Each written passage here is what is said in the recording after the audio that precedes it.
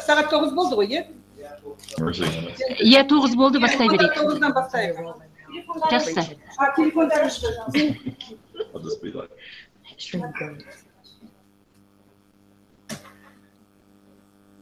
Telefondan da alıştandır.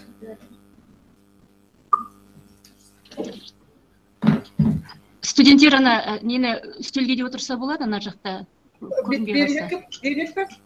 Иә, жақынырақна. Бер жағда бос тұрған орындар бар ғой. Бұл сонда ана микрофоны бар жерлерге. Әкесі мына стул көрініп тұр. Иә. Аудитория бос болып қалады да. Балалар артқа қарай тұрып қалды.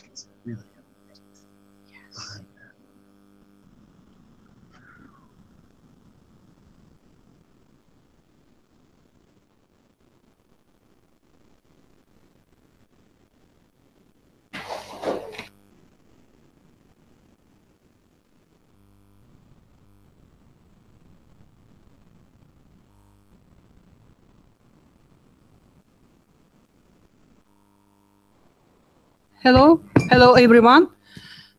How you listen me? How hear me?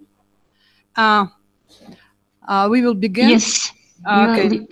Dear colleagues and friends, ladies and gentlemen, it is my great pleasure, and on behalf of the Al-Farabi Kazakh National University of Kazakhstan, to welcome all of you. Professor of Ohio University, Professor of KIMEP, and students, professors of Al-Farabi Kazakh National University, to participate in the first international online conference, New Media, New Challenge, Best Practice to the Digital Age. Here, near me, our Dean of our Department of Journalism Faculty, Sakatbek Medeubekulu, and Head of International Journalism Department, Shanglisova Nazim, and Vice Dean of Abay Sadvakasov, and Head of Journalism Department of KIMEP, Sholpan Kozhamkulova, PhD professor, and all our participants. It's represented different chairs and students, magistrants, and students of our journalism department. And hello, our participants from Ohio University. Hello. Maybe we will introduce with professors from Ohio University. And we will, after that, we will continue our presentation. Окей. Сәлеметсіздер ме, құрметті әріптестер? Сіздерді онлайн болса да көріп отырғаныма өте қуаныштымын. Бүгінгі біздің конференция жаңа медиа, жаңа өзгерістер санды ғасырдағы озық тәжірибелер деп аталады. As you know, it should be better to speak in English. I will try to explain and introduce our colleagues. Today, we have 3 professors from Scripps School of Journalism at Ohio University. I would like to introduce our director of Scripps School of Journalism, Robert Stewart. Hi. And, the second, Amy Edmondson. As you know, she was visited last year our Faculty of Journalism, and I think in this classroom will be the students who attended Amy's class. Also, Hans Meyer. Hans also was 2014, right? Was visited in our university, and he was teaching about online journalism. So I would like to say welcome to our online conference. And Kaznu, to our online conference. So when I will give speech for our speakers, I will introduce more. Maybe I will talk a little bit more about biography of our speakers. So okay. Maybe we will continue, and now we gave first our dean of our department, Medubekov Sagatbek, and he will talk on Kazakh language, and we have translator. Рахмет. Сәлеметсіздер ме, құрметті әріптестер. Әл-Фараби атындағы Қазақ ұлттық университеті журналистика факультетінің ұжым атынан және өз атымнан жаңа медиа жаңашылдық, сандық технология ғасырындағы озық тәжірибелер атты бірінші халықаралық онлайн конференцияға қош келдіңіздер дегім келеді. Бұл біздің әріптесіміз Огай университеті Скрипс атындағы журналистика факультеті мен Әл-Фараби атындағы Қазақ ұлттық университетінің журналистика факультеті үшін үлкен мүмкіндік және болашақта жаңа идеяларды жүзеге асыруға жасалған алғашқы қадамдардың бірі деп есептеймін. Good morning, dear participants. I would like to personally welcome each of you to the first international online conference, New Media, New Challenges, Best Practices in the Digital Age. It's an exciting time for Faculty of Journalism at Al-Farabi Kazakh National University and the Scripps School of Journalism of Ogaya University as we continue to grow and adapt, remaining always adaptable, motivated, and responsive, such as open to new ideas. Өздеріңіз білетіндей, Әл-Фараби атындағы Қазақ ұлттық университеті журналистика факультеті осы салада сапалы білім беру мен жоғары ғылыми әлеуеттілігімен тек өз елімізде ғана емес, шетелдерге де танымал болған оқу орнының бірі. Себебі біздің факультетте кәсіби мамандар дайындау 1934 жылдан бастап алып, 80 жылда аса уақыт ішінде 20 мыңнан аса жоғарғы оқу кәсіби сапалы мамандарды даярлап келеді. Біздің түлектердің көпшілігі танымал журналистер, кәсіби шеберлігі жоғары мамандар. Олардың көпшілігі қазір еліміздің зиялы қауымы қатарынан саналады.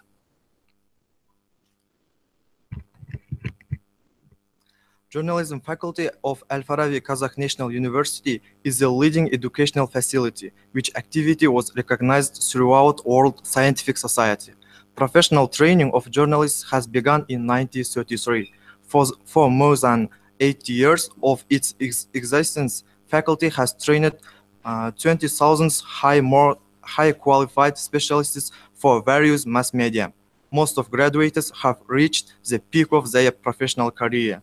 Today, Faculty of Journalism has international cooperation more than 50 foreign universities in the world. Журналистика факультеті бүгінгі таңда әлемнің 50-ден астам жоғарғы оқу орындарымен тікелей ынтымақтастық байланыс жасауда. Соның бір жақсы мысалы бүгінгі өткізіліп отырған Огай университетімен онлайн конференцияны атап өткім келеді. 2012 жылы Огай университеті мен Әл-Фараби атындағы Қазақ ұлттық университеті арасында өзара ынтымақтастық келісімшартқа қол қойылған болатын. One of good example, in 2012, Kazakh National University and the Ogaya University have signed memorandum of understanding. Осы уақыт аралығында екі университет арасында бірлесе жүзеге асырылған іс-шаралар жайлы қысқаша тоқталып кеткен артық емес. Қазіргі кезде Огай университетінің халықаралық журналистика институты мен Скрипс атындағы журналистика мектебі біздің университетпен бірлескен ғылыми зерттеу жұмыстарын жүзеге асыруда. Және студенттермен академиялық ұтқырлық бағдарламасы бойынша алмасуда маңызды рөлге ие. Осы жылдар аралығында екі университет арасындағы ынтымақтастық тұрақты түрде жалғасын тауып келеді.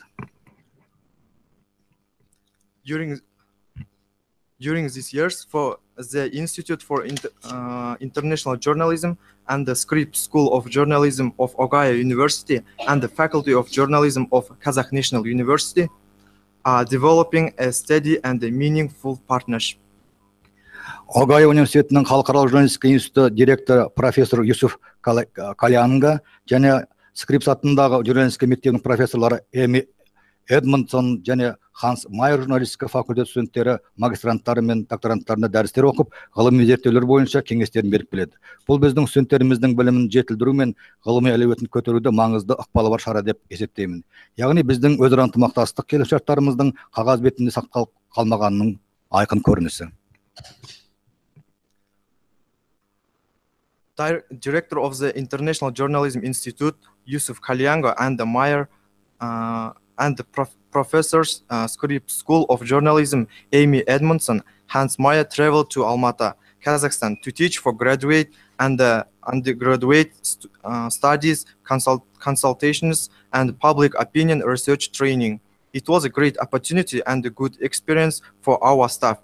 graduate and undergraduate students to get knowledge from professors of Ohio University. This collaboration is a continuation of the Memorandum of Understanding. Бүгінгі таңда біздің журналистика факультетінде көптеген игі өзгерістер жасалуда, және бұл жаңашылдық тек жалпы мемлекеттік деңгейде емес, ғаламдық өзгерістердің талабына да сай келеді. Сондықтан журналистика әлемінің қарқынды дамуы мен журналистік білім берудегі жаңа талаптарды меңгеруде біздің Огайо университетінің халықаралық журналистика институты және Скрипс атындағы журналистика мектебімен әріптестігіміз жалғасын әрі қарай табады деп есептеймін. Our faculty of journalism is confronting a time of many changes, and we are meeting these changes during a time of larger nationwide and global change. The world of journalism development and the journalism education system is an exciting area in which to study, and we will continue to meet and bring inspired people together in forums like this to ensure our Kazakh National University and the Ohio University remains at the cutting edge. Сонымен бүгінгі жүзеге асып отырған онлайн конференциядан біз не күтеміз? Бұл конференция барысында күтілетін біздің елдегі жаңа медианың дамуы мен ақш-тағы журналистік білім берудегі озық тәжірибелер жайлы пікір алмасулардың біз үшін пайдасы болады деп есептеймін. Сіздерді өздеріңіздің алтын уақыттарыңызды бөліп осы онлайн конференцияға қатысуға келісім бергендеріңіз үшін алғыс білдіремін. Журналистика факультет деканының орынбасары Қарлыға Мұсаеваның бұл бастамасы екі университет арасында болашақта жүзеге асырылар көптеген игі жобаларымыздың бірі деп санаймын. Онлайн конференция жұмысына сәттілік тілеймін. Бәріңізге рахмет.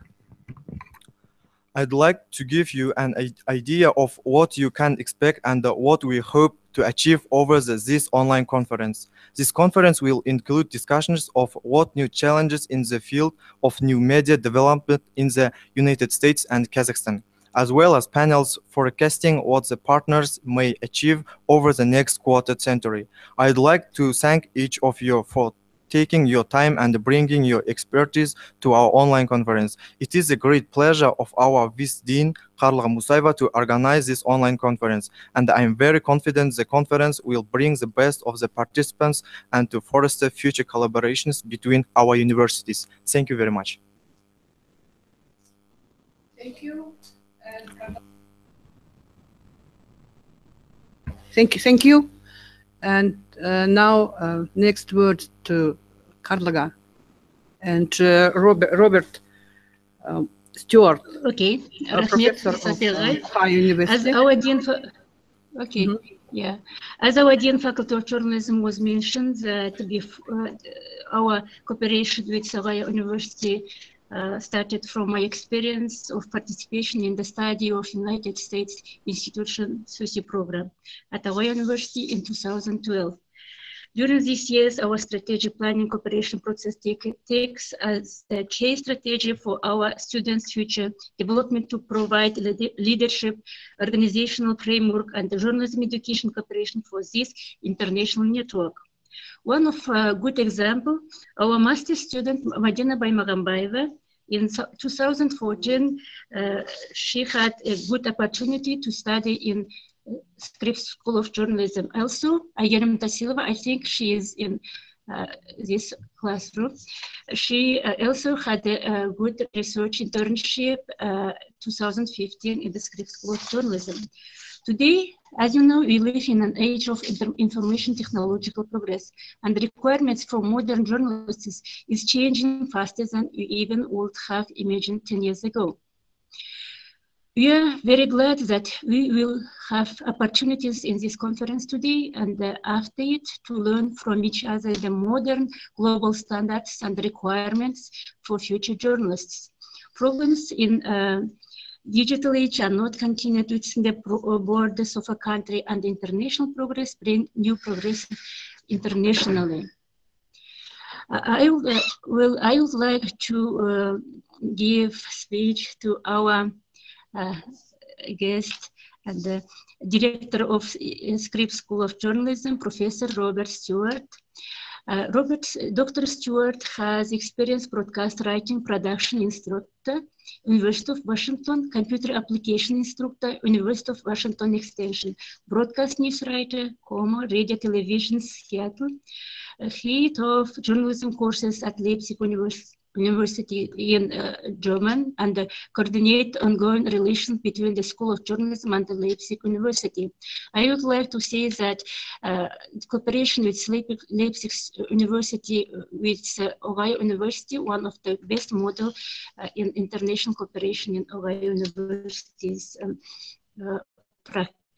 today. I also, Dr. Stewart, after CNN making news in the global market.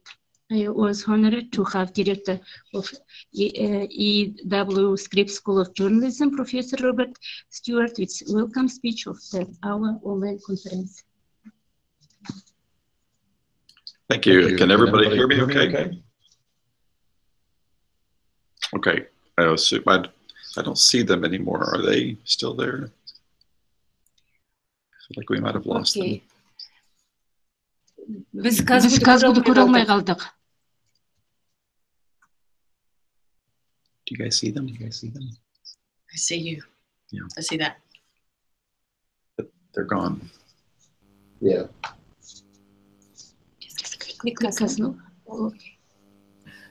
feel like we lost their. We can still hear just a video.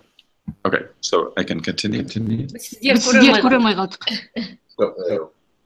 Okay. Yeah. All right. All right. Thank you very much. Okay. I feel like the outsider here because I think everybody at this table has been to visit your university and not me, unfortunately. So greetings from Ohio University, and it's nice to be at this. I'm here representing the School of Journalism. I know that it would have been Dr. Kayango, except that he is in Africa right now on one of our international programs, which won't surprise you because you know as well as we do that he is a very global professor. Let me give you a little bit of background on our university and the School of Journalism. The School of Journalism at Ohio University started in the 1920s. So in the next decade, we will be celebrating our 100th anniversary. Now, Ohio University actually started in the early 1800s, so it's one of the oldest universities that's not directly on the East Coast.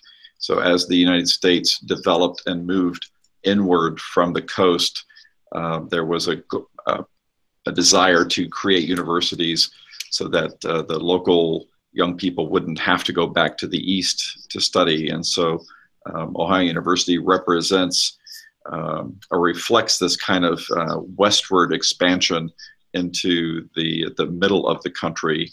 It started in 1804, which is, for American standards, quite old.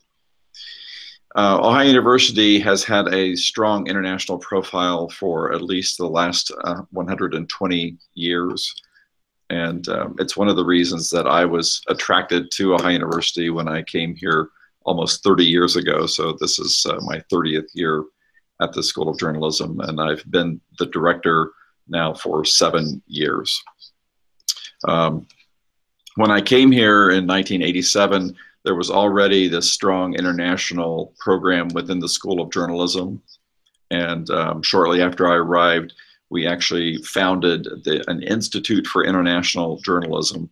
And as you probably know, Dr. Kayango is the director of that institute.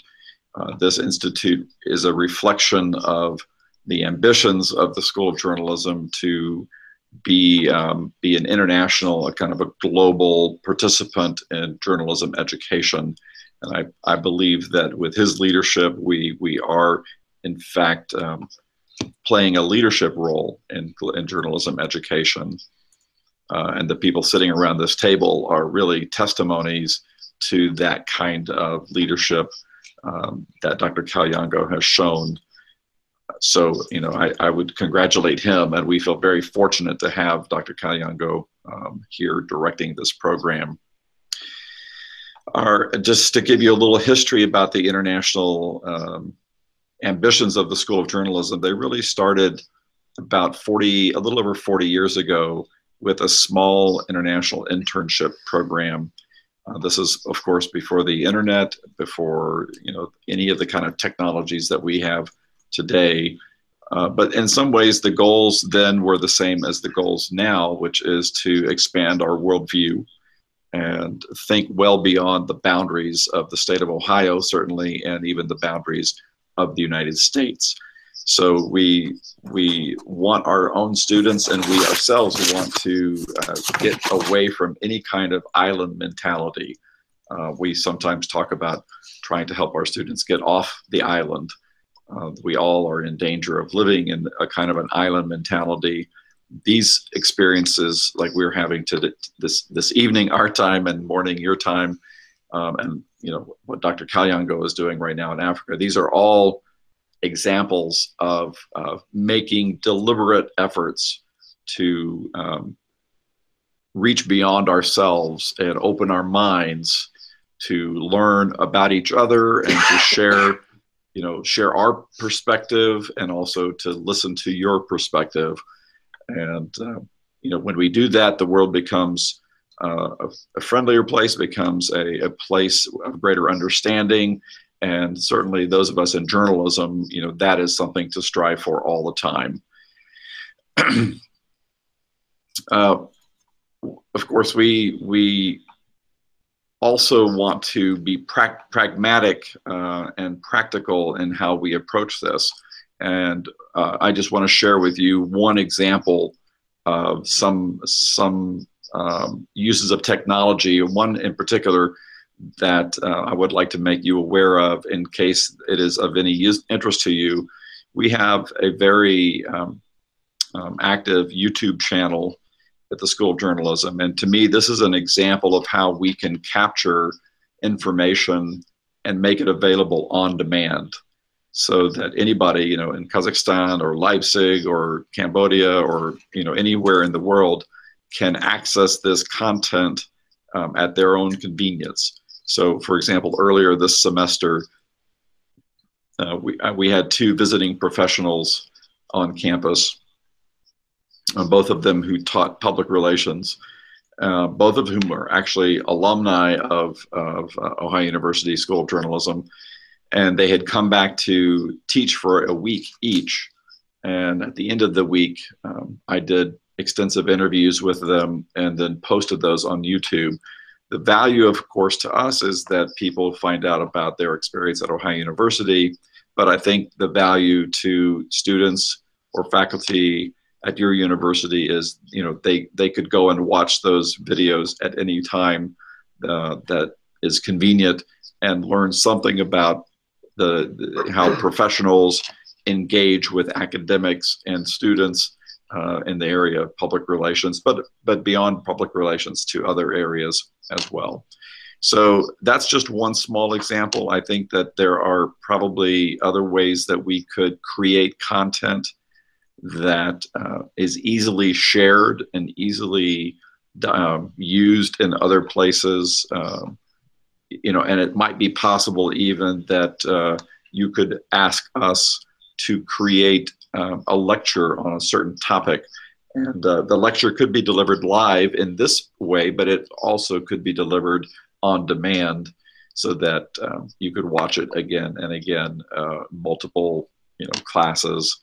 So I see these partnerships as being very practical ways to work together, not just to have a document or a piece of paper that says MOU on it, but to actually functionally work as partners, as is practical. So just one more quick word about the School of Journalism. You probably know some of this already, but we have about 800 students in the School of Journalism. And I think we work very hard to maintain our reputation, which is as one of the top journalism schools in the United States. I believe we have great faculty. We have 25 faculty teaching. We also have a PhD program and a master's program. And of course, the large group of students is our undergraduate population. So I hope that gives you some sense of profile of the university, but also of small ways that we're already making content available on demand. So thank you very much. Thank you very much, Dr. Stewart. I would like to hand over to our CASNO moderator, Velia Ibrahimova, Professor. I want to introduce everyone with our PhD doctorand professor of KIMEP University, Sholpan Kojamkulova. She is our speaker. Maybe I will give you. Okay. Okay. Good morning, everyone, and we again lost the connection before each speaker. We can hear you. You can see me. All right.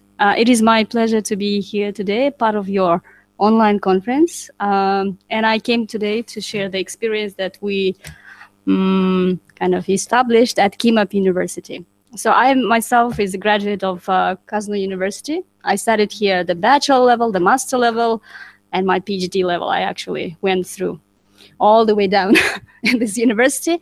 But I also studied in the US, 2 years of master degree. And after being exposed to different environments, I noticed that the teamwork assignments, they work best because you learn through the easy way and students are engaged. So at KIMEP University, I teach several courses. And one of my favorite courses that I teach is broadcast journalism, in which we produce kind of simulated live newscasts. If I have 20 students in my class, I divide them into 2 teams, and then each team produces 5 minutes newscasts. So we have 1 hour and 15 minutes for entire class. And then within that time, each team has to write the texts according to the video and then produce the 5 minutes newscast, and we actually deliver it in class. And then the next class will listen to what we have produced. The beauty of this, let's say, technique is that I assign the roles. So every student knows what role he or she has to perform today. So we have the main producer, and then we have associate producer. We have 2 anchors, for example. We have a sound engineer person. Yeah, you can, by the way, you can just change my slides.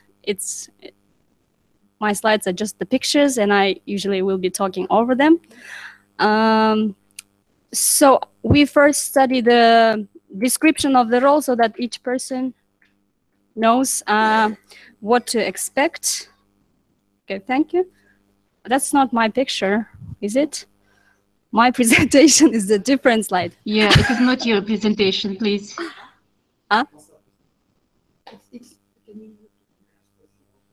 Нет, я же вам объясню. Yeah, it is November 7th. That's a different order. I don't know where it comes from. Там дата есть 7 декабря. Шолпан должен быть написано. Вот серенькая. Поищите серенькая и шолпан PPP написано. PPP. Нашли? И даты 16 December 7. Okay, let me help you because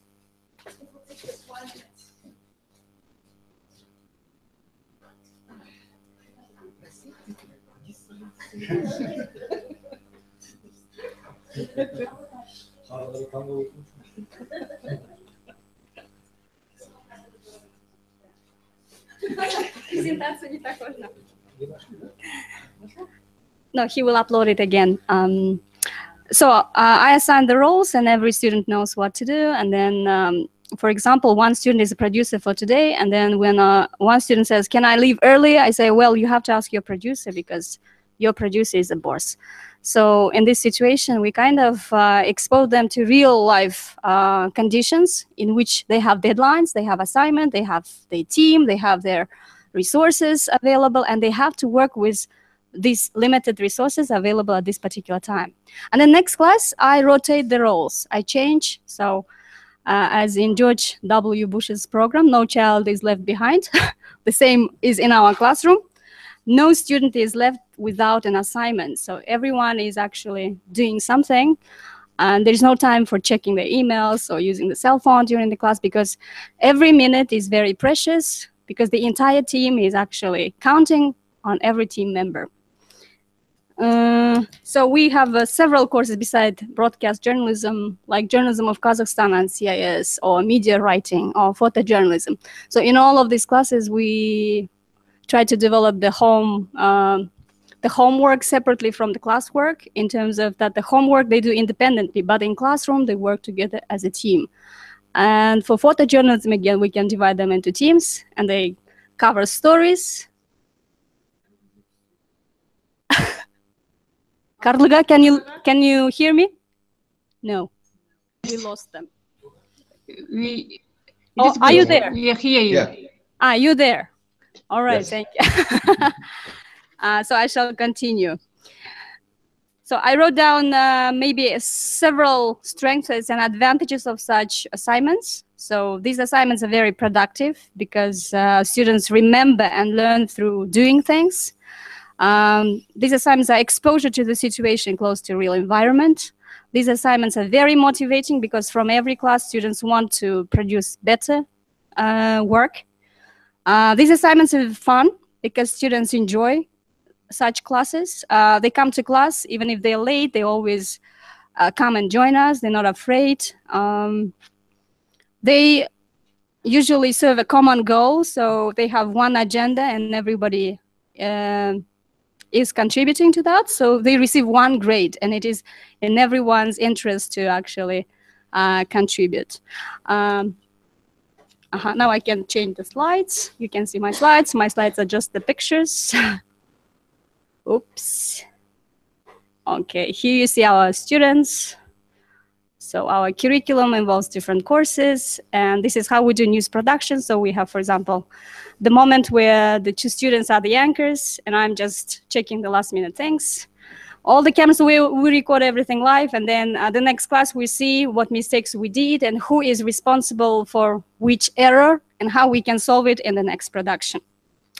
Of course, in each team, there are some strong members, some weak members, and this is where the most challenging part comes, because students say, I don't want to be in this team, I don't want to work with this person. But then I say, well, after graduation, you go to the real life environment and you will have the same situation, because in your job place, you will also have team members who are strong and who are weak. So this is your opportunity to learn, because if you're strong, you should give the opportunity for weaker ones to develop. If you're very weak, then you should catch up with the stronger members. And I see in student evaluations that such assignments are really engaging and they learn. And the most importantly, we reach our learning outcomes and our goals and objectives that we set before the beginning, at the beginning of the semester. But we reach that through dynamic, motivating, and fun way.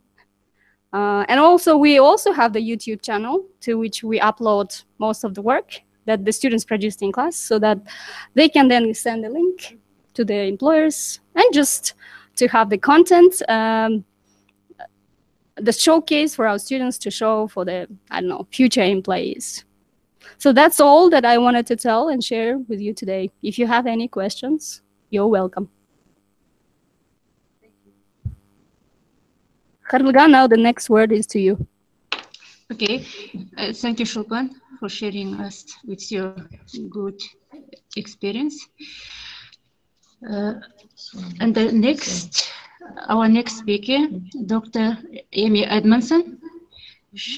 Dr. Amy Edmondson had experience newspaper reporter for 20 years, the Commercial Appeal, Memphis, the Augusta Chronicle, Suburban Atlanta newspapers. Also, Dr. Edmondson awarded national reporting awards, including Green A Shade Excellence in Journalism, Society of Professional Journalists, KC Medal for Meritorious Journalism. Also received 10 Best of Scripts awards for work at the Commercial Appeal.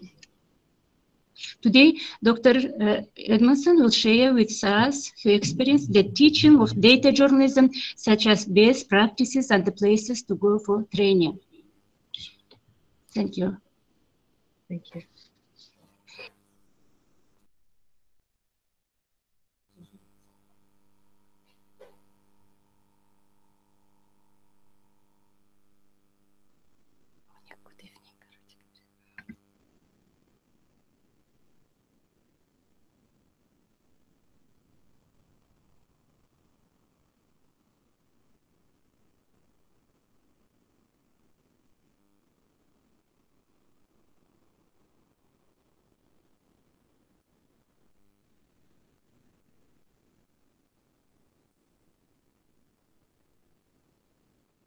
You can't hear me? Естіп тұрсыздар ма? Yes, yeah. Естідік қазір. Ол кісі естілмейді, иә. Естілмейді. Карлыга, попросите ее включить микрофон. Да, у него идут эти А. звуки, а мы не слышим. У нее, скорее всего, микрофон выключен, потому что до презентации я видел, что у нее микрофон выключен был.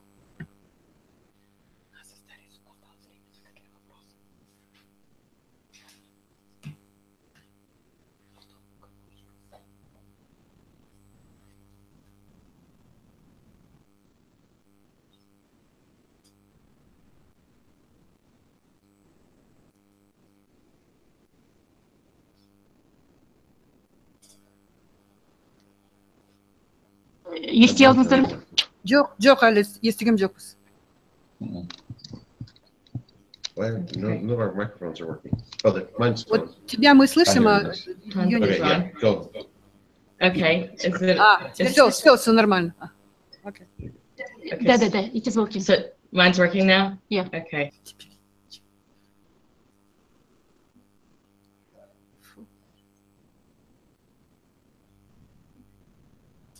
Теперь изображения нет. А? Ее нет. Ее нет.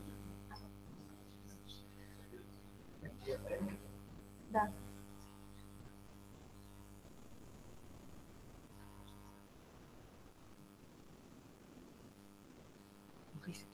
Да? Okay. Can you hear me? Yeah, I can hear you. Yes. Okay, can you hear me? Now, yes. Okay, you're on my mic. Okay. Okay. Oh, So what's you guys going can hear me? I will now show. I just lost him, I think. No, you're good. No, we Oh, are. okay, good. we All are right. seeing And it. can you see my slides? Yes. We were able to see it, but now we see you on our screen. Okay, but not the slides. Amy, I will now show. Try after me. Okay, say again. Yes. He wanted to try, maybe he will try to fix it from So go ahead and just get started. just wait. Oh, wait. Okay.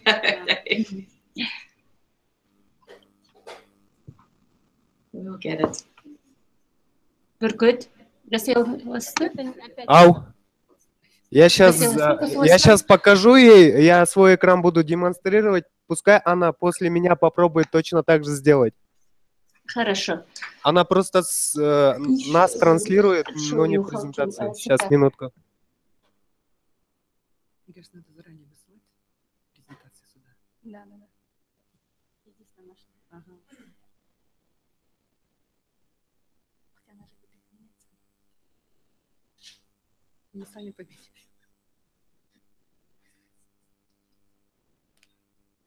Это кто друг?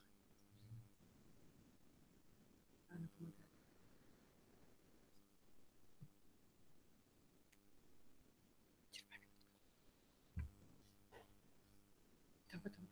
Okay. Amy, do you understand? Say again.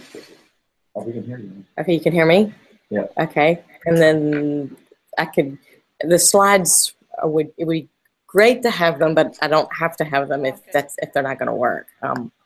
They should be there. Let's see. You see them? Oh, good. So I'm good to go? Now it's doing that funny little. Okay. So I think you're not looking. You're looking at the website instead of the PowerPoint. Okay. So I should look at.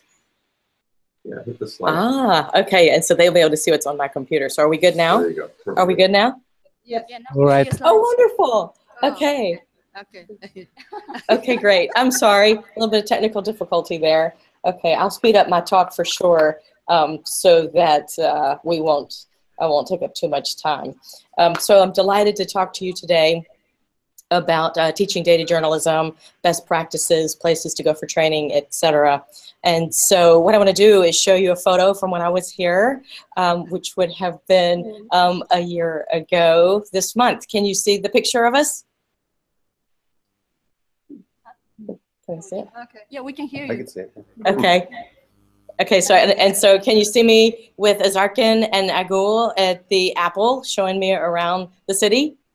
Yes. Yes, okay, good. And then here we are, wonderful colleagues, having a really nice time on the weekend. Thank you so much for your hospitality.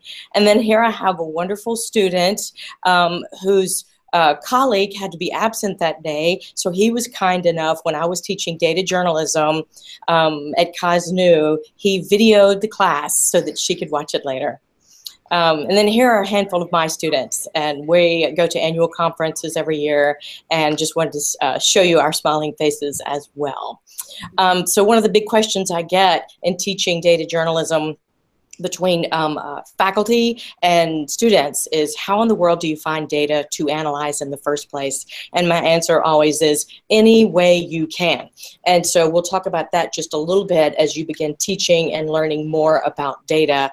But one of my first suggestions is to go to international organizations. This would be the organizing committee for the Olympics. And we were able to get the spreadsheet. And then when I was in Almaty, we were able to look at the Olympians from Kazakhstan to see what sports you were particularly strong in and analyze some competing countries around you. So international organizations would be a great place for you to get data. Nonprofit organizations, also excellent. Government entities, very good as well. And we typically start in Excel because it's a nice Microsoft program. Most computers have it, so it's a great entry-level point. And so where else do you get data? The World Bank is a really great choice. They're going to be able to, as you can see, explore, create, share, and develop data, everything from infant mortality to life expectancy data to poverty rates to internet use, you name it, it's here. It's quite reliable. And so for faculty members who want to go ahead and get started analyzing data, get your hands on some data in Excel, you can download it from the World Bank, quite reliable. As you can see, I downloaded country and then Kazakhstan. And then when you hit the download button, you could either do a CSV file or an Excel file. And that just makes my heart go pitter-patter as a data journalist, because that means that it's quite easy to download data. So my recommendation to you is to go ahead and get online to some of these sources, such as the World Bank. And I noted that there is a rise of open data in Kazakhstan based on World Bank methodology. There's ongoing work to convert information to machine readable form, not just hard copy. Substantial reformatting and editing are going on. And so in 2013 in Kazakhstan, there were 103 data sets on this open portal. Today there are 789 open data sets, which is pretty exciting. And so you can see the URL there, and you can go to that for more information. The portal is, of course, data.gov.kz, and I will share this slideshow with Carliga. And so you guys, I'm going to pop through these really quickly, but you'll get a chance to see in more detail later if you're interested in seeing a bit more. But a lot of this data, particularly the Global Open Data Index, I recommend because it's an effort to measure the open government data around the world. Now, this is crowdsourced, so you're getting a citizen's perspective, not just simply reliance on government claims of openness, and that's, of course, highly valuable. It's still new, but 122 countries are included so far in this portal. Again, Global Open Data Index through Open Knowledge. The URL's at the top on the left. Princeton University, which I know a couple of you guys have been to recently, compiles some really good data sets, so I recommend that you go there as well to find data. There's a website called FactFish that you might want to look at. that's really more of in a beta stage, but they also do a good job of compiling UN data, World Bank data, CIA World Factbook, all of these what we consider highly reliable data sources, statistics by category, by country, everything, again, from population data to fertility rate, life expectancy, infant mortality, etc. Really good ways to get your hands on data quickly. Another example, World Health Organization, and many health-related data points that would be interesting for students to look at. One of my favorite nonprofits is the Committee to Protect Journalists, another great source, CPJ. And so if you go to cpj.org, you can look at some of the really great interactive graphics. But more than that, as journalists, you want to see that incredibly 1,223 journalists that we know of have been killed since 1992, tracked by this organization. And so how do you get this data to analyze it? Well, you would go to Google search, and this is one of the first things I teach my students how to do, is to find actual data online that's downloadable. And so if you go to advanced Google search, then you can look under file type at the very, very bottom of the screen under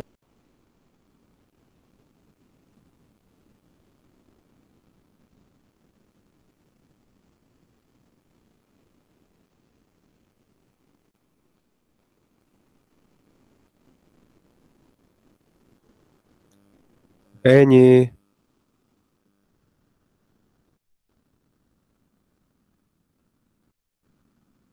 So unmute. Okay, can you hear me? How about now? Yes, yes. Okay, you can hear me? Yes. Okay, so I should proceed. Okay. All right. Okay, So, okay. great. Okay. So if you go to advanced search, here's a great way to find data. And so here I typed in Committee to Protect Journalists. You can also type in file type XLS for Excel. Download the database. This is what you get. It'll take you no time at all to get this data. Then I filtered it and located 2 journalists who were killed in Kazakhstan since the records started being kept. So really interesting localization there.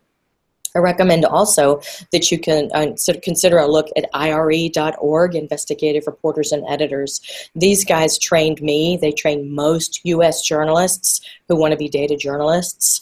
And if you look across the top, there are events and training that you might be able to take a closer look at. And what's particularly exciting is here, you should be able to see an online training icon, videos that help you learn from veteran journalists in the comfort of your own home or office. And that would be particularly helpful if you cannot travel to the U.S. But they do have customized training, online training, lots of different boot camps and workshops, and many of them are free or they're really inexpensive. Another place I recommend that you go is Mary Jo Webster's training materials. She is part of the IRE network, of which I'm a member, and a number of us on our faculty are. And you can scroll down her webpage and you won't believe the tips that she can give you, the how-tos as you're learning how to be a data journalist. I also recommend for you guys a little bit closer to home, the Center for Investigative Journalism. They offer some boot camps, though not as many as IRE, in Europe. And they're pretty active. A lot of them, though, do come over to hang out with us. We have 2 conferences, national conferences a year. And of the 1,000 journalists who are at the IRE conferences for training every year, of that 1,000, about 400 are from places other than the United States. So it really is an international organization now. What comes after Excel? Structured query language, SQL, comes next. And so just to give you a feel of coding using databases. Now, how do you find your own data? It can be very difficult. I've shown you a few things. Another thing that you can do is make your own. And here's an example of one of my favorite data journalists, Mark Knoller, who made his own data by recording every single time President Obama leaves Washington, D.C. on Air Force One, his famous jet. The record is kept in an Excel spreadsheet. And so the leading authority in the United States on President Obama's whereabouts is, in fact, Mark Knoller from CBS News. A couple of quick things. How to learn Excel. Here are some examples. HubSpot. There are 10 examples, but I'm just giving you the top 5 because they're free.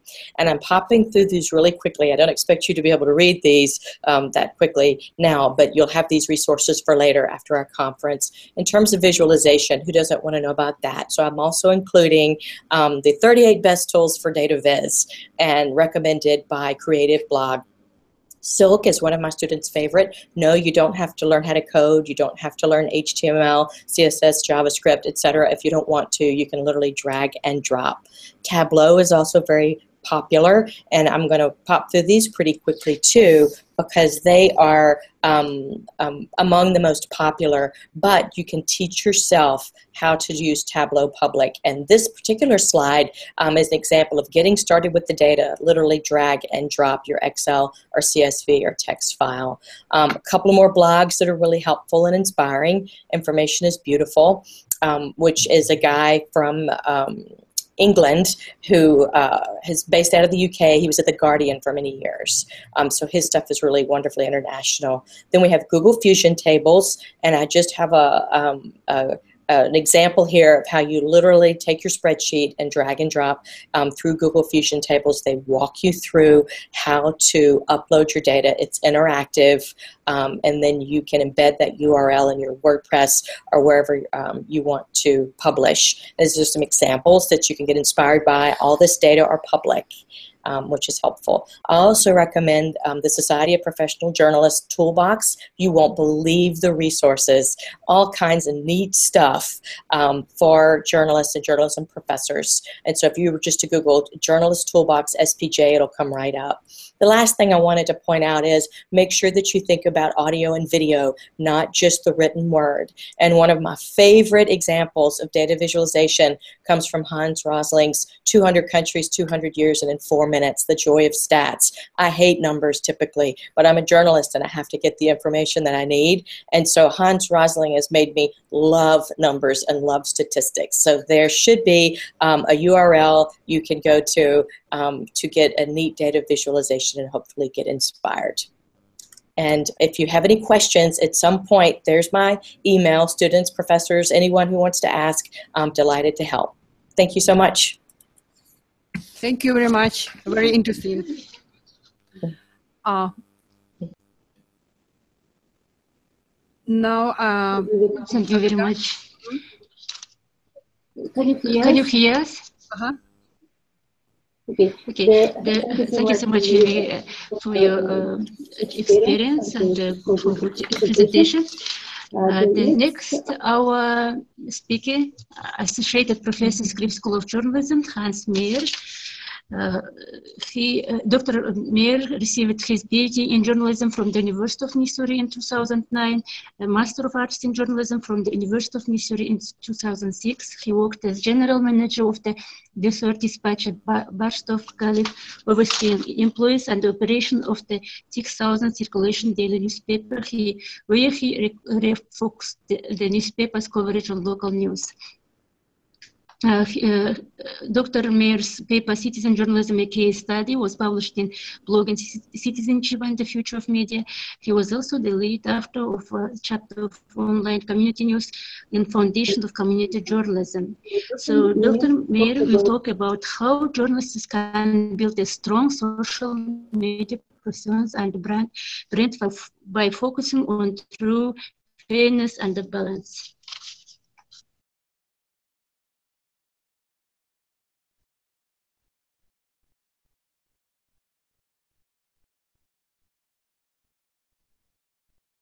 Microphone. Бүркіт, сен қосасың ғой деймін, бұл жақта бәрі қосылып тұр. Okay, can you hear me now? Oh, there we go. Okay. All right, it just took a minute to kick in, I guess.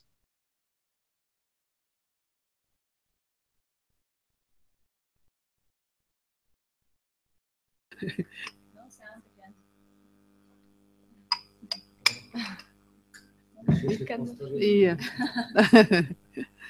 Естіп тұрсыздар ма? Жоқ. Бүркіт қосу керек, бір жақта бәрі қосылып тұр. Нет, у Ханса микрофон отключен. Hans, can you turn your microphone? Yeah, my microphone is on. Yes, yes. Yeah. Okay, you can hear me now? Yes. Okay, good deal.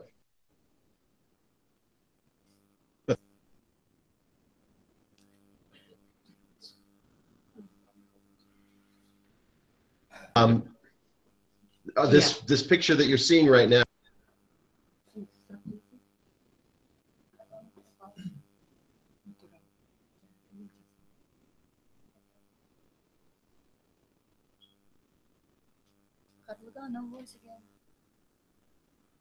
Қарлыға, сіздерге естіліп тұр ма? Hear me now? Естіліп тұрған жоқ. Естілді ме? I think it's my headphones are shorting out or something like that. So, yeah, you can hear me. Okay. All right, great. Sorry for the technical difficulties. Hans, if I'm not mistaken, your microphone very big problems.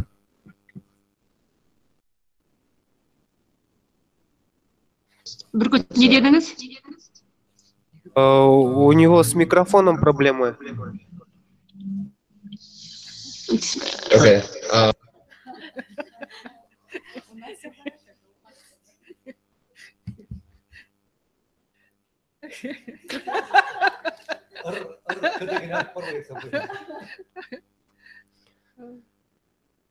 Просто, видите, у него проблемы, когда презентацию включает, он забывает на... All right, I'm going to use Professor Stewart's microphone. So it's not going to be perfect, but it should work. Okay, let's get back to that presentation there then. Okay. So the picture that I'm showing you right now, this man named Jeremy Art. He is the social media director at C-SPAN, which is an organization in Washington, D.C. If you're not familiar with C-SPAN, they provide gavel-to-gavel coverage of the U.S. House of Representatives and the U.S. Senate. What they do is they have cameras stationed at the back of the organization, and they show live feeds from what's going on when our senators and representatives are there. Their whole mission, actually, is to be very unbiased and show an unfiltered presentation of what goes on in conference for the average American citizen. They're not a government entity. They're actually funded by the cable companies, but their goal is to really involve more people in the news. And that's why social media is really important for them. So what I did 2 summers ago is I spent 2 weeks at the organization working with them and seeing how they approach social media. How they use social media to bring in an audience and get them involved in government.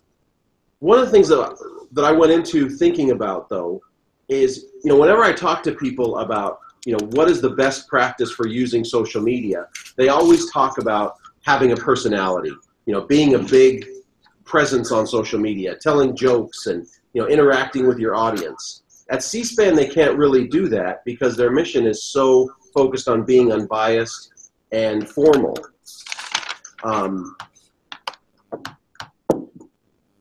That's kind of a challenge too, because as I say here, the internet is inherently social. If you go back to the foundations of why the internet was created, it was designed in order to make sure that communication between people could happen even in the time,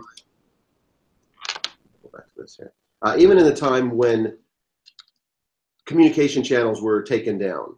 Okay. Even Tim Berners-Lee's first use of the internet was, to connect him with other developers at the CERN laboratory. It wasn't commercial. It was just all about having conversations. So how can an organization like C-SPAN have these conversations?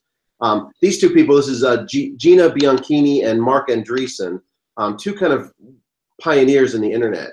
And when you ask them about what the internet is, this is what they have to say. All right, fundamental native behavior of the internet is social. It's two-way communication. So probably my biggest tip for social media, would be to make it two-way communication, all right? But that's something that I don't see a lot of journalists doing. In fact, most journalists, when they go online, they're really good at promoting their stories. They're really good at maybe even using social media to cover stories, but they're not involving the audience. I show this tweet here from Jen Preston. At the time, this tweet is from probably about 6 years ago now. At the time, she was the first social media editor at the New York Times. And this is her first tweet. This tweet was actually widely derided online because people were like, wait, you're the New York Times. Why are you asking us how to use social media? You guys should know how to do that. Ms. Preston actually has gone on, and she's the director of the Knight Foundation right now. So as I said, you know, journalists are really good at using social media to promote what they're doing and even to cover events live. But what I'm thinking and saying, and what a lot of the research is suggesting, is they really need to use it to connect, to build that sense of community that, you know, I experience at some of the small newspapers that I work for, that, you know, you probably experience online with communities of interest, you know, places where, you know, you can interact with people around, you know, hobbies or entertainment that you really like. And I think those are applications that journalists need to use more often, okay? But at C-SPAN, what was really interesting is, you know, they can't interact as much in that personal way with their audiences as you and I could. And what my 2 weeks there suggested to me was what's more important than just being, you know, funny and sociable online is having a recognizable brand. You know, your audience knows you on social media for something. And that really is one of C-SPAN's biggest strengths. It's also really important to know your audience, know what your audience wants from you and how you can deliver that. And that's another thing that C-SPAN does really well. Let me show you a couple of examples that I collected during my 2 weeks there 2 years ago. So first of all, I mean, here's the mission statement. I just kind of wanted you to see that, you know, C-SPAN really emphasizes this idea of they're presenting everything without editing, commentary, or analysis, and a balanced presentation of view. They contrast, though, with this final statement on the list, where they say, you know, they want to connect the audience directly with decision makers and journalists on a frequent and open basis. And sometimes these two things can kind of seem at odds. So how does C-SPAN kind of bring these two things together? Well, first of all, they really enforce this sense of no personality. I asked the question, you know, who is this? You know, you guys probably don't know in Kazakhstan, but you know what's funny? Most of the American audience don't know here either, because C-SPAN never identifies this female journalist on air. That's one of their policies. She's the host of one of their programs called Washington Journal. Her name is actually Greta Bronner. I got to interview her and talk with her. Really great journalist, worked in the Washington Beltway for a number of years. But this is really important to C-SPAN to kind of protect this anonymity for their journalists, to kind of protect this brand that they're promoting with their audience. You know, there's kind of some of the stats on Ms. Bronner. You can also see that they don't spin. I mean, they use social media extensively, but when they do it, it's in this form of, here's a quote, or here's something that's happening, rather than saying, here's some dumb thing that Peter Wehner said about Trump or something like that. They never say anything about that. Normally you'd think, well, that's the way you've got to do it. You've got to be edgy online to get an audience. But with C-SPAN, their audience expects this. And one of the biggest things that we found as we looked through the interactions with tweets and Facebook posts that C-SPAN had, most of their audience were other journalists. They found C-SPAN to be a really reliable source of news tips that they could build on later. And they were some of the best people for actually promoting the content that C-SPAN was putting out there. So the key there was really, you know, having that identifiable brand that the audience knows and it comes to expect. They also can make that brand work by being really transparent about it. You know, letting people know from the get-go, this is what C-SPAN is and what it stands for. And they try to have a little bit of fun with it too. When I was there, they had this, they called one of the days Seersucker day on C-SPAN. Seersucker is a type of suit that has, you know, thin blue and white stripes. And Jeremy Art, the social media director, just found 6 people on the House and Senate floor who are all wearing seersucker suits on the same day. You know, he's like, hey, we're bringing you the unbiased truth of what's happening. And by putting it together, we're being a little bit of funny about it too. But they can do this because they have this transparent brand that people expect. They also have a great history that they can rely upon. I was there actually when Donald Trump announced he was running for president. And just right after that news conference, C-SPAN tweeted out these 4 clips that they had from previous experiences or previous appearances that Trump had on the network. There's also a cultural thing.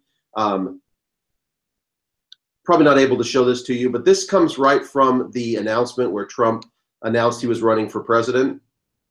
If you could see this, it's just a short, 9-second clip of Trump going down the escalator in Trump Tower and waving to the people. Taken out of context like this, it makes Trump's news conference and his announcement seem kind of comical. It's that same thing. It's just the facts, just what happened. But because C-SPAN has that brand that's so well known, they can kind of play with that and be funny at the same time. One of the other things too, oops, sorry, I went a little too far there. They ask a lot of questions. One of their signature programs is Washington Journal, which from the 1980s has really been based on call-ins. They'll have a number of different guests on the show, but then they'll have people call in to ask questions of the guest. And it's really open. There's no set topics. They've translated that same thing to their Facebook present, where they ask really simple questions and get a lot of engagement from people do that. And one of the things that they do that's really specific and really helpful for journalists as they build a social media brand is their questions are very specific.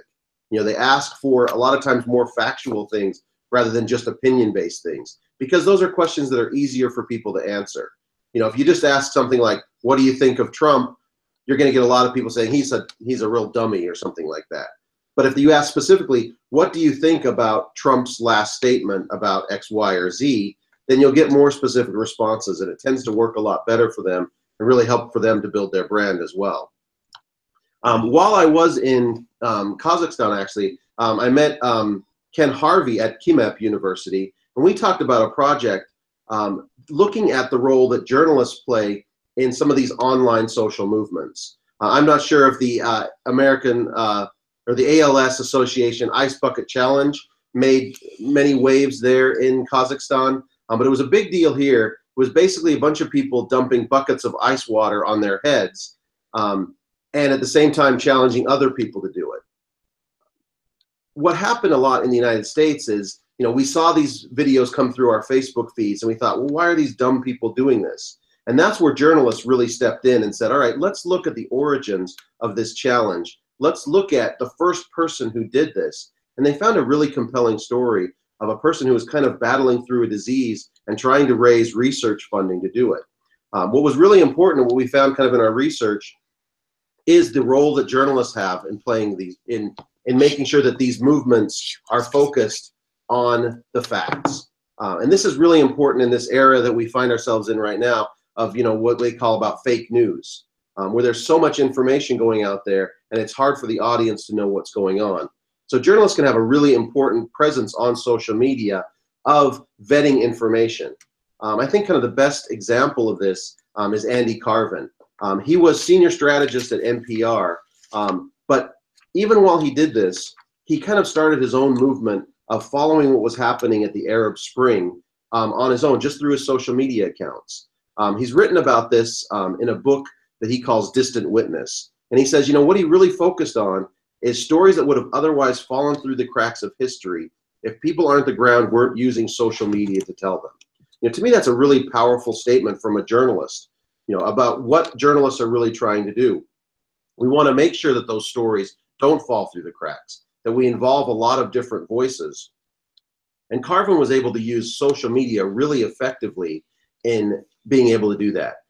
More effectively than if he were even on the ground there in Egypt or Tunisia or some of these other places and just talking to people, because he had a larger diversity of sources, more people that he could talk to. And actually, there's been some research on this by some of my colleagues who really found that his messages found citizens who were expressing their demands for social justice and citing more alternative voices.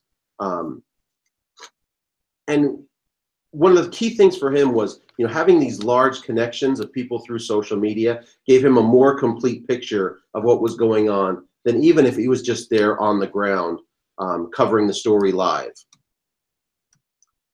So kind of the bottom line that I learned kind of through my research in a couple of different areas. And no, I don't think there's going to be a Pulitzer Prize for investigative tweeting anytime soon, but maybe there will be. But I think Twitter can be a really effective and valuable tool for journalists, so long as they have a plan, they have an idea about it. It's not just, I'm going to promote a story here and there. In fact, I think this plan a lot of times requires them to sit down with editors, maybe even marketing departments, to understand, what kind of identity do we want our organization to have on social media? And for the individual journalist as well, what kind of identity do they want on social media? As I said, that plan needs to involve this identity. How do you want to define yourself on social media? And what actions can you take to present that definition most effectively? Finally, the more that you know about your audience, the better. There's so many great analytic tools that Twitter and Facebook provide to you free of charge to just know who is sharing your posts, who are the most influential people that are talking about topics you might be covering.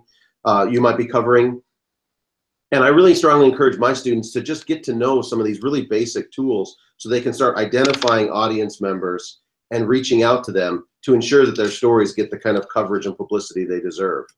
And finally, go beyond just promoting, go beyond just using your audience, try to make a real connection with them. Ask questions and stick around for the answers. And when people ask you a question, make sure that you're responding to it. I kind of oversee the student newspaper here on campus, and they're going through a transition now from printing 5 days a week to only being online 1 day a week. So I'm really following their social media accounts closely, and I can't tell you how much it bugs me when I'll write a question as a comment on a story and I'll never get an answer for it. They always hear about it from me the next day. So if you have any questions, here's my contact information.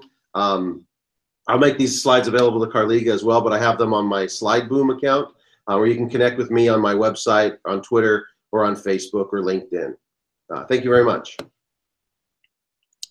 Thank you, Dr. Mehmet.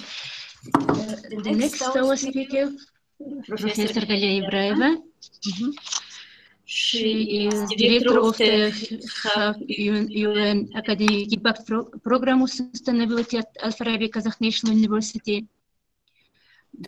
Doctor of Political Science, journalist, co-director MDP Global Classroom Program on Sustainability. And she's also advisor of the first vice rector of Al-Farabi Kazakh National University. Today, Professor Galia Ibrahima will talk about is new media treating traditional journalism in Kazakhstan. Please. Thank you. Hello, everyone. My presentation will be about a cognitive potential of framing in setting agenda.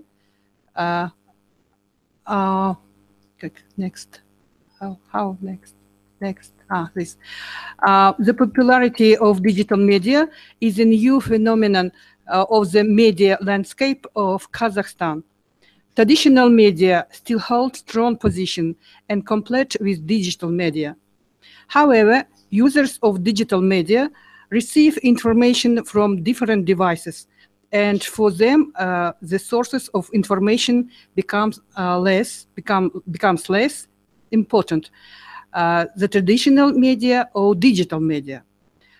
And gradually, the role of digital media is becoming predominant of the formation of public opinion. The social media network users in Kazakhstan by the age, this table, table about show for users from 25 and 55 years old, and this ranges shows that most of population used Kontakte, it's a Russian network, and part of the participant from Facebook And I am going to talk about how our Kazakhstans used Facebook. And the purpose of research, find trends of positive or negative influence of Facebook in Kazakhstan based on the case event discussed on the social network, and to demonstrate the effectiveness of message of framing in new media research. Research questions: how social networks form an agenda? What is the model of communication between users of social networks? Is the formation of the agenda? And can the agenda formed in social networks influence public opinion?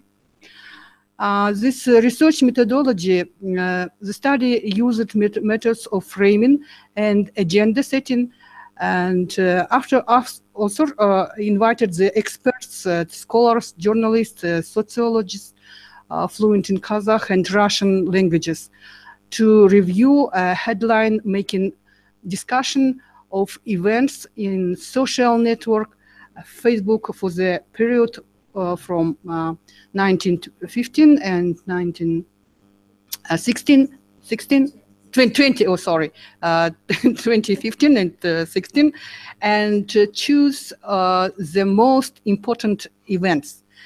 And then they ranked them from 1 to 20. As a result, the author had chosen, they analyze the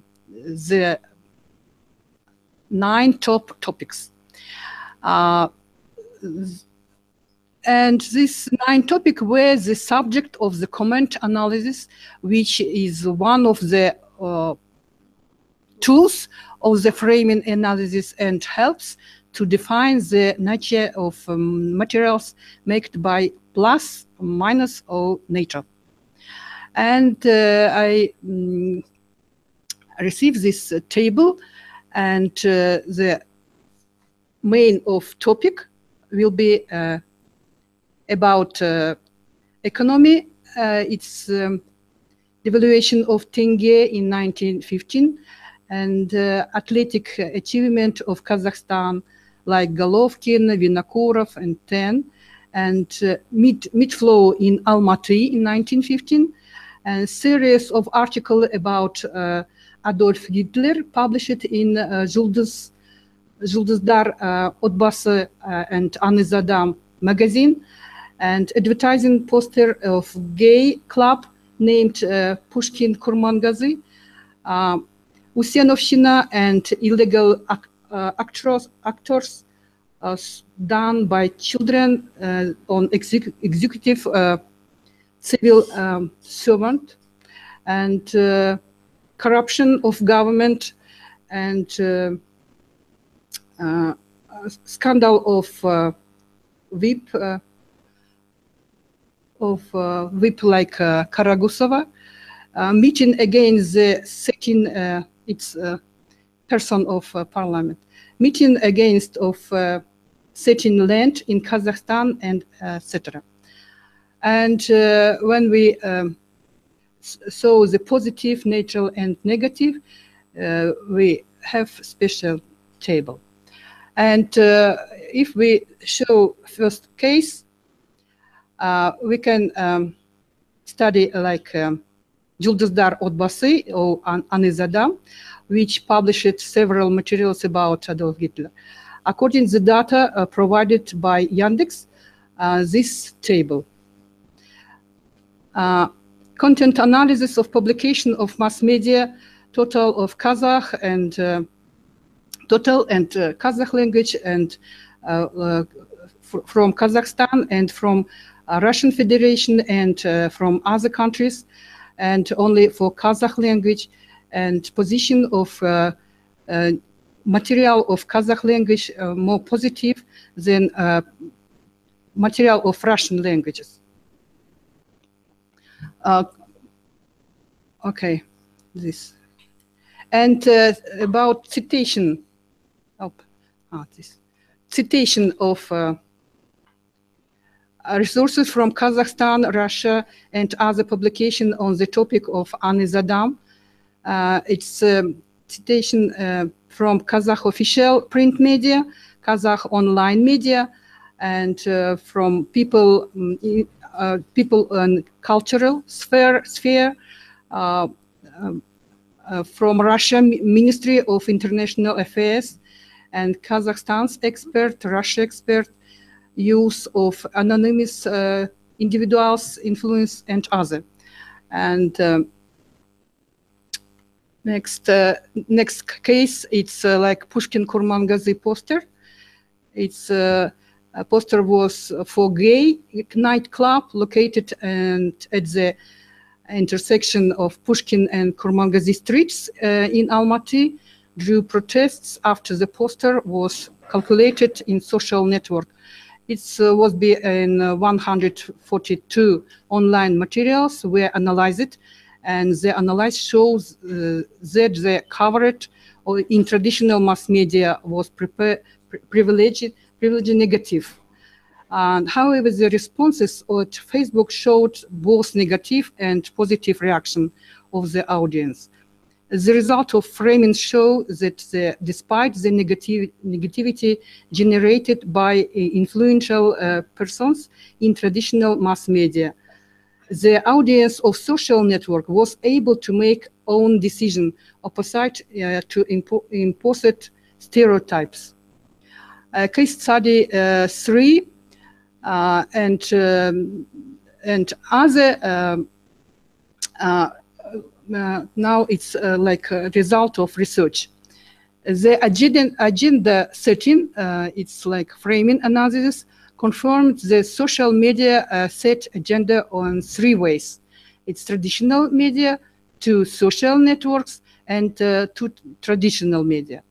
And next way, it's social network, traditional media, and to social networks. And third way, it's social networks to other social networks.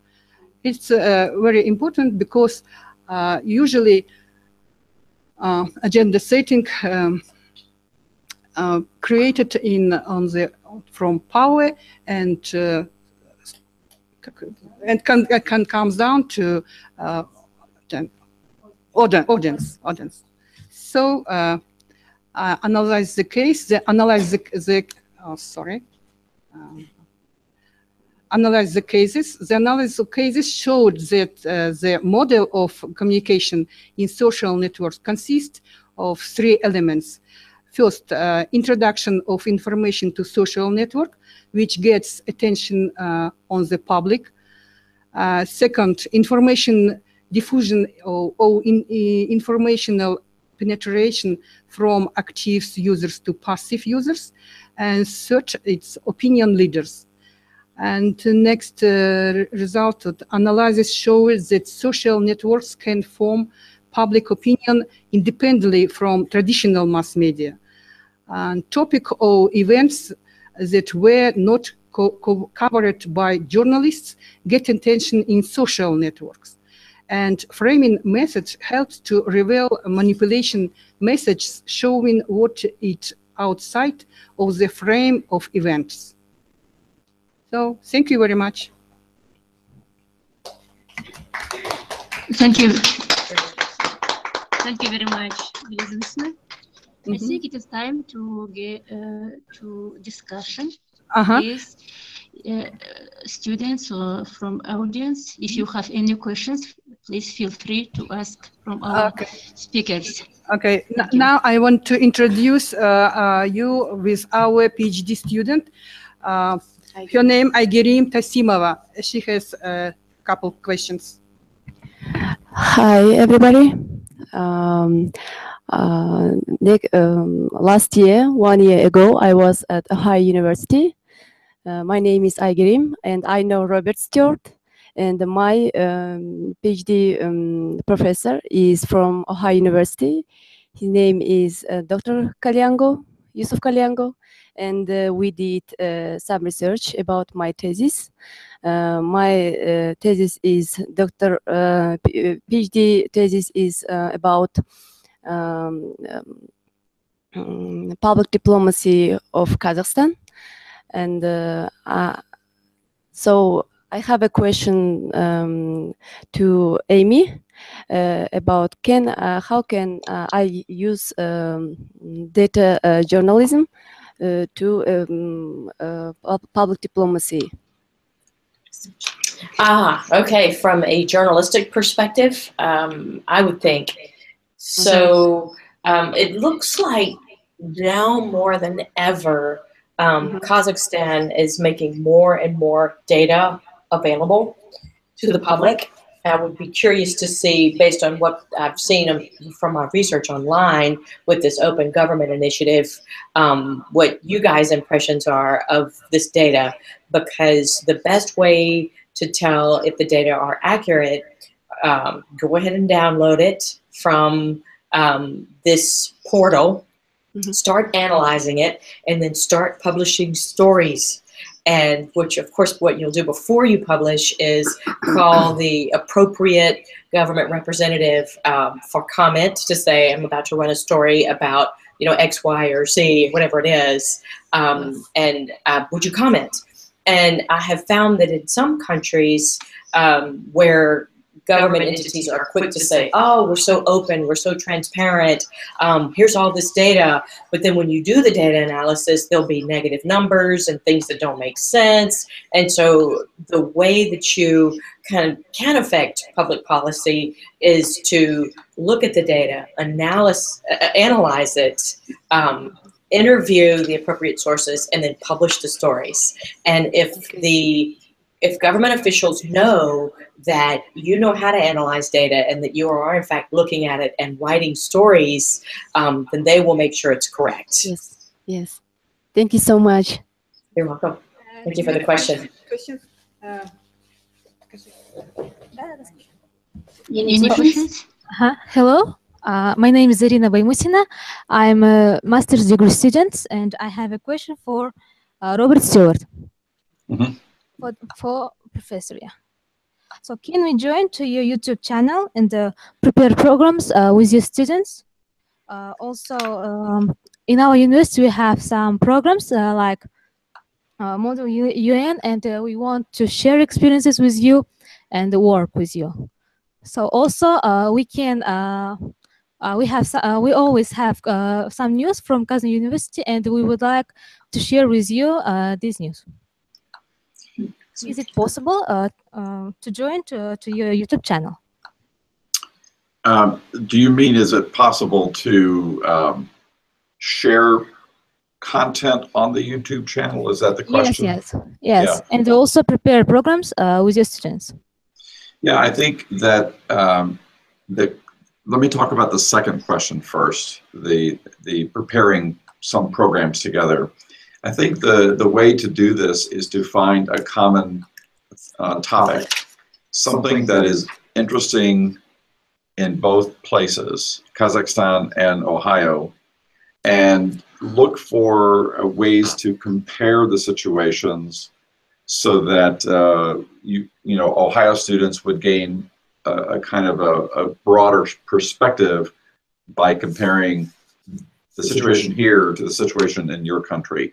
So, for example, you might imagine some kind of an environmental story. The environment is a story of great interest among many of our students. And if you have students who are also interested in environmental topics, you could imagine a team of students from both universities working together on a common story, a common platform of the story topic, and building this story together, putting perspectives from both sides so that it makes the story much richer. And to my way of thinking, the process of working together is really the most important part. It's not necessarily the product at the end, but it's the process of comparing situations, comparing how stories are produced, comparing technologies, for example.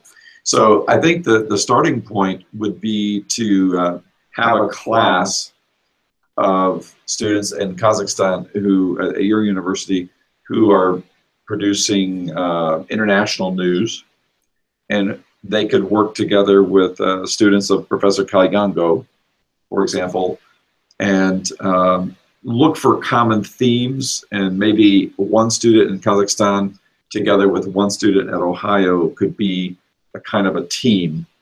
Earlier we heard about the broadcasting class from one of your colleagues there. And, you know, under very tight deadline pressure, the students were producing something together in the same classroom. But what if we were using the internet as a way for a platform for a student in Kazakhstan and a student at Ohio to produce some kind of story where they are sharing information, they're sharing video, they're sharing texts, they're sharing photographs. Just to learn how to build a story together is a very important process. I think my colleagues here, you know, Hans Meyer could imagine some tools that would make this quite easy to do. Obviously, there are language issues, but I think those are really small problems. The most important is the willpower to do it.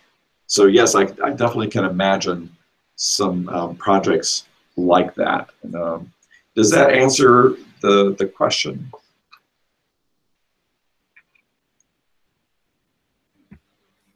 No, thank you. We understand. Okay. And also we have, and we hope that we will work together and it will be a good job for both of us. Thank you.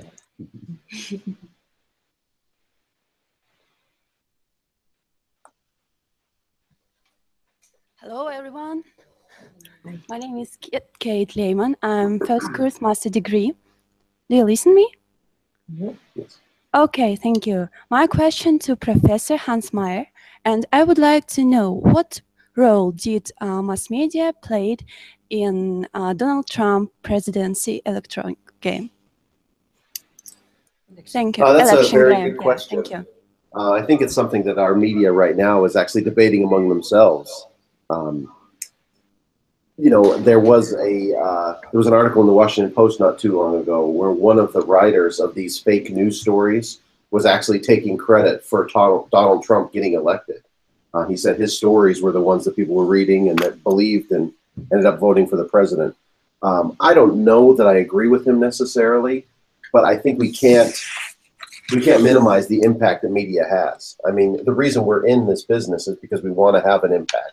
You know, we want people to make decisions based on the stories that we do and take actions.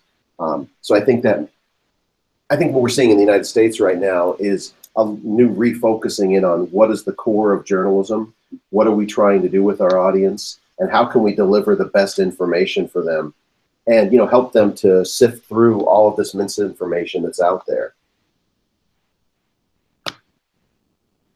Thank you very much for answering the question. Thank you.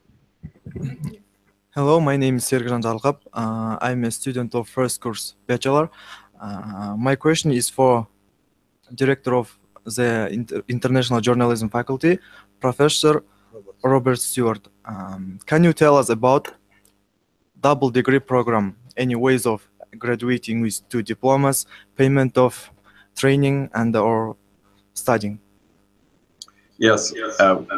Currently, we have 2 examples of double master's degrees. One of them, and they're both very new, by the way. The first one is with the University of Leipzig. And I should say that we were working together with Leipzig for more than 20 years before we did a double degree program. So I think these are very difficult and challenging structures to create. They are taking 2 different universities and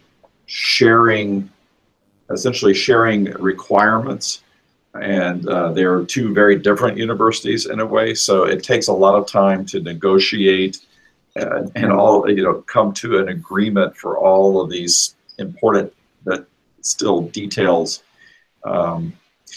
So the way it works with us in Leipzig is that our students study in Ohio for 2 semesters, and then they go to Leipzig for 1 semester, and then they come back for their 4th semester in Ohio.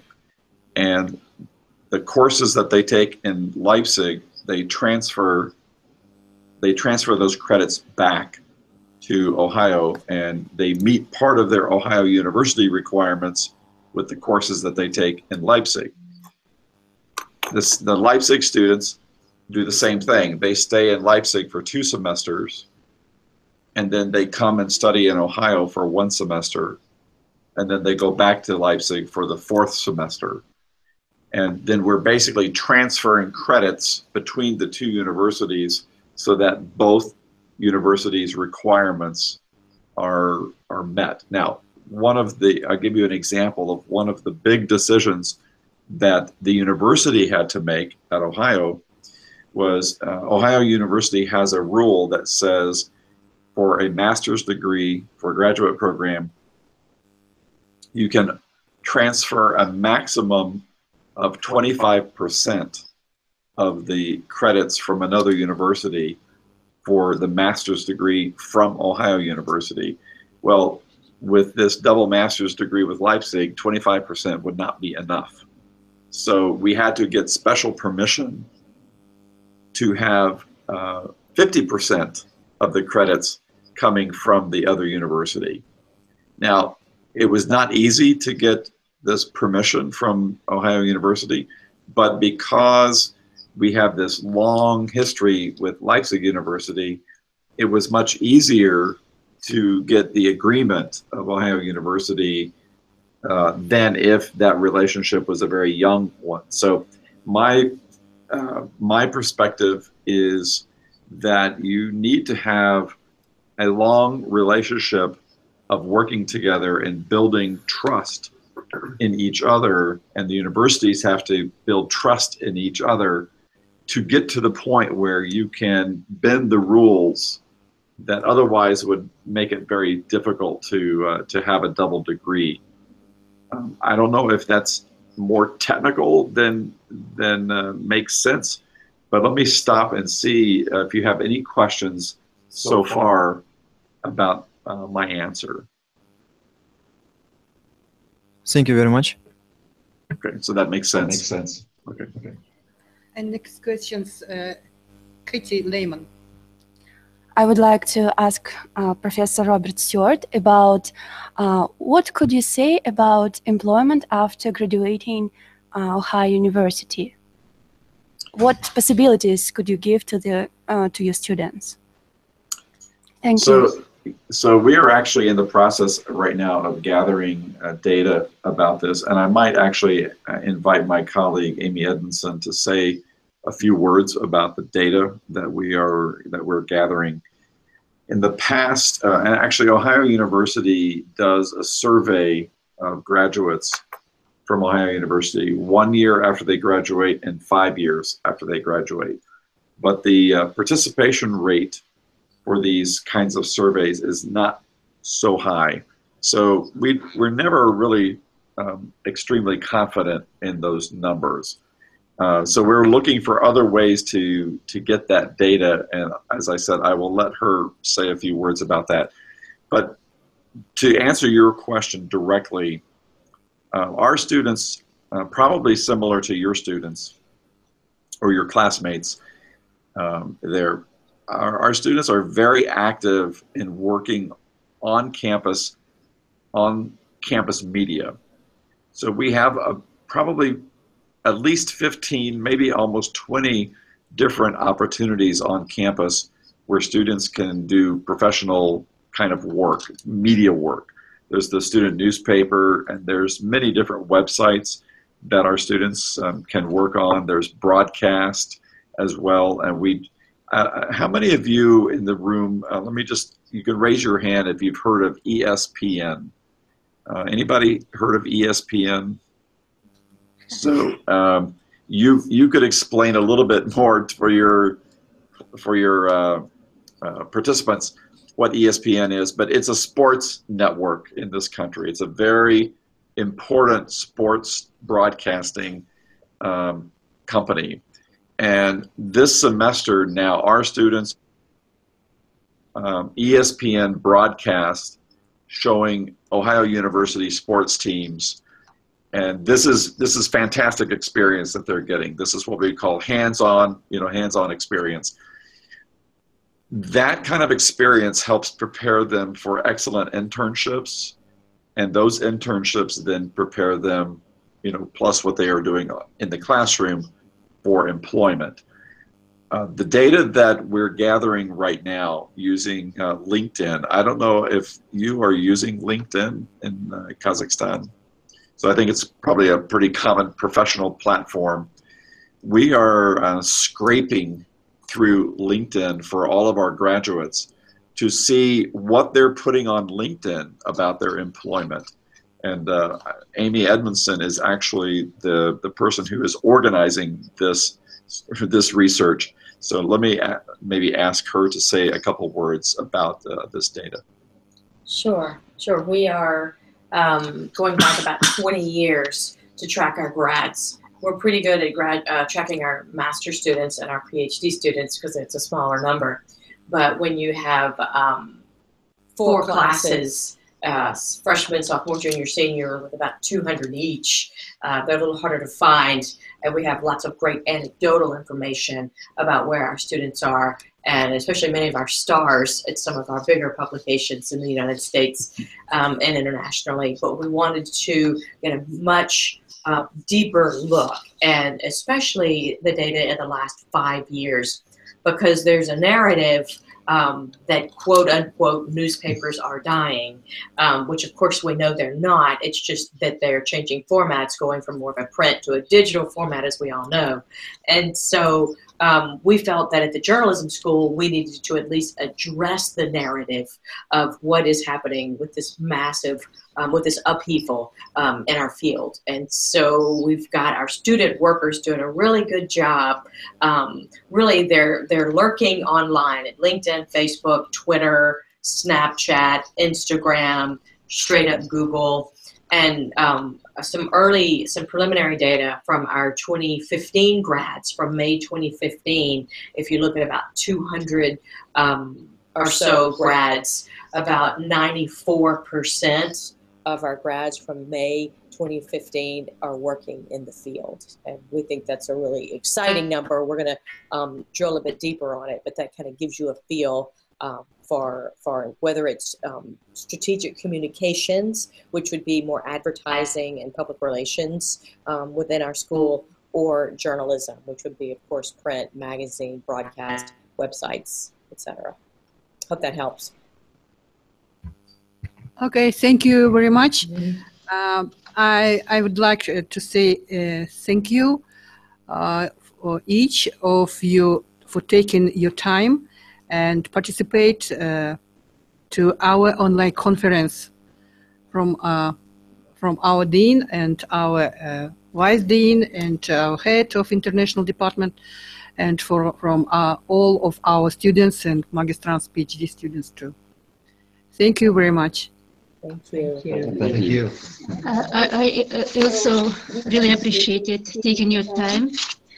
And it is fair to conclude that the online conference was a great success. So many people have contributed in so many ways to turn this event into smoothly running meeting with many very interesting presentations and a very good atmosphere for discussion and the networking. I owe much gratitude to the Scripps School of Journalism at Ohio University, Al-Farabi Kazakh National University, and the KIMEP for organizing and supporting this online conference in many direct and indirect ways. I thank all speakers for their great speech and the presentations in the conference. I also truly appreciated our colleagues from EW Scripps School of Journalism. As Dr. Stewart was mentioning in the first speech, welcome speech, that this conference we started to organize with Dr. Kalyango, but unfortunately now he is in Africa, and I think it was one of the good idea to make our cooperation for the future brightly. Thank you so much. Thank you. Рахмет, Қарлыға саған. сен арқылы Роберт Стюарт мырзаға, Ханс Мейер мырзаға, Эми ханымға барлық ұжымның атынан шын жүректен алғыс айтамыз. Хабарласып, осындай пікір алмастырайық. Okay, thank you so much. As you know, in Athens it is almost 12 at night. So thank you and амандықта жүздесейік. Рахмет.